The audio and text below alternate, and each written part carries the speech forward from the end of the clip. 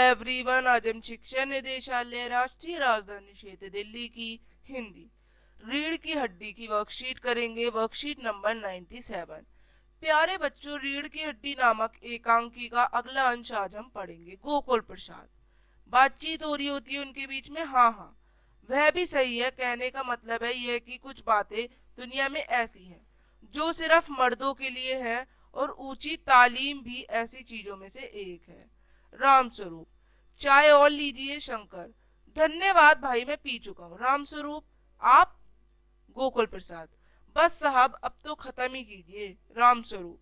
आपने तो कुछ खाया ही नहीं, चाय के साथ टोस्ट नहीं थे? क्या बताएं, वह मक्खन। अब गोकुल प्रसाद। नाश्ता ही तो करना था साहब, कोई पेट तो भरना नहीं था, और फिर टोस्ट वोस्ट में खाता भी नहीं। राम स्वरूप। आहा। मेज को एक तरफ सरका देते हैं, फिर अंदर के दरवाजे से मुंह कर जोर जोर से, अरे जरा पान भिजवा देना, सिगरेट मंगवाओ। गोकुल प्रसाद। जी नहीं। पान की तसरी हाथों में लिए उमा आती है, सादगी के कपड़े, गर्दन झुकी हुई। बाबू गोपाल प्रसाद आंखें गड़ाकर और शंकर आंखें छिपाकर उसे ताक रहे थे। रामस्वरूप। ही, यह है हमारी लड़की। लाओ बेटी, पान मुझे दो। उमा पान की तस्तरी अपने पिता को देती है।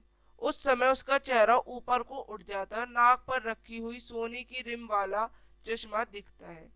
बाप बेटे चौंकते हैं। गोपाल प्रसाद और शंकर एक साथ। चश्मा? राम स्वरूप जरा सकपकाकर। जी। वह पिछले महीने से इसकी आंखें दुखने आ गई थी, सो चश्मा लगा दिया। गोकुल प्रसाद।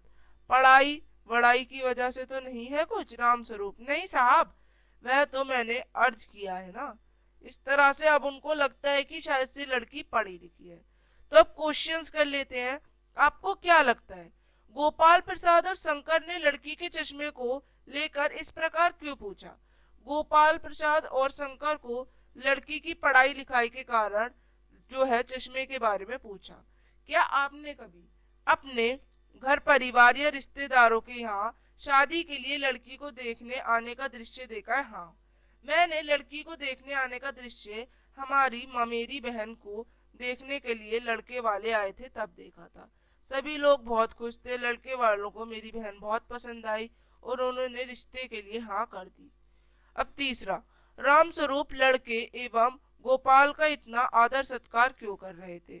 राम स्वरूप लड़के एवं गोपाल का इतना आदर सत्कार इसीलिए कर रहे थे क्योंकि वे लोग उसकी बेटी उमा से शादी करने के लिए मान जाए, इसलिए। गोपाल प्रसाद का यह कथन, कुछ बातें दुनिया में ऐसी हैं जो सिर्फ मर्दों के लिए, और ऊंची तालीम भी ऐसी है। क्या है? आपको ये विचार अच्छा लगा? गोपाल प्रसाद का यह कथन उनकी छोटी सोच को दिखाता है कि वे लड़की को कितना कम समझते हैं। उनकी सोच पढ़ाई लिखाई केवल मर्दों का काम है, बहुत ही घटिया है। तो इस तरह से आप लोग ये चारों क्वेश्चन करेंगे। वर्कशीट खत्म होती है आप लोगों की। अब हम मिलेंगे आगे की वर्कशीट्स के संग। चैनल को लाइक, सब्सक्राइब एंड शेयर जरूर।